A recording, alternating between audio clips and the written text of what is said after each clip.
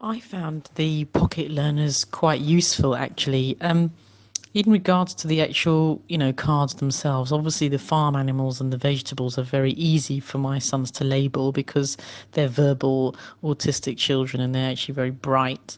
What was quite a useful thing, and what I noticed was that the boys didn't particularly like sharing with each other. So although the pocket learner, you're looking for, how they advanced in their literacy, I was more interested as a mum to watch them not interact and actually find it hard to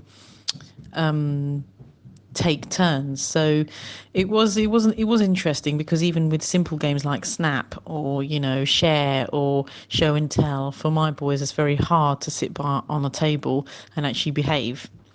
So it's good in that regard. The pocket learner actually brought that out, and it did mean that you had to organise a way of taking turns, or you had to basically, remind your kids that it's turn taking. So in that regard, the pocket learner, the way I used it was with cards on the table, rather than just in the book. And what I would do is just put the cards in the book, once they've discussed it, because obviously they can speak in sentences.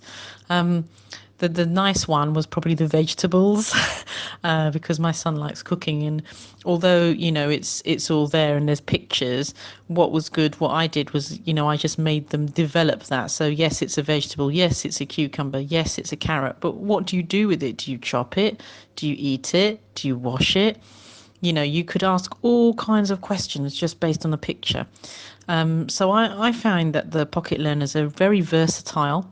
I think, as a recommendation, you should do things, especially for the higher functioning children, things like world maps, flags, people's faces, for example. I think that would be wonderful in pocket learners.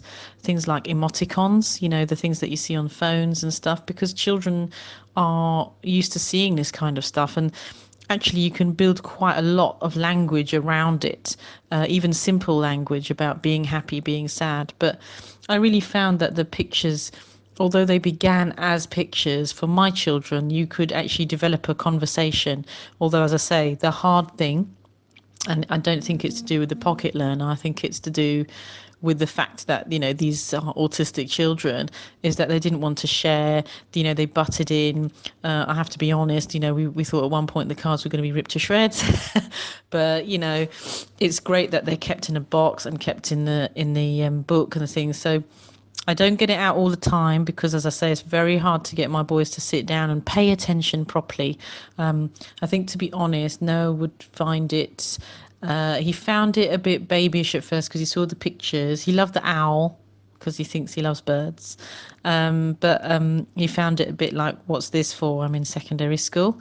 But if you gear it towards what they want, what they actually need, it was helpful. So in that regard, I think it's such a versatile tool, just to elicit a response from your children, to get them to coordinate together, and you can do it on your own. I mean, Sammy, I did much more briefly. You can do it on the road up to school.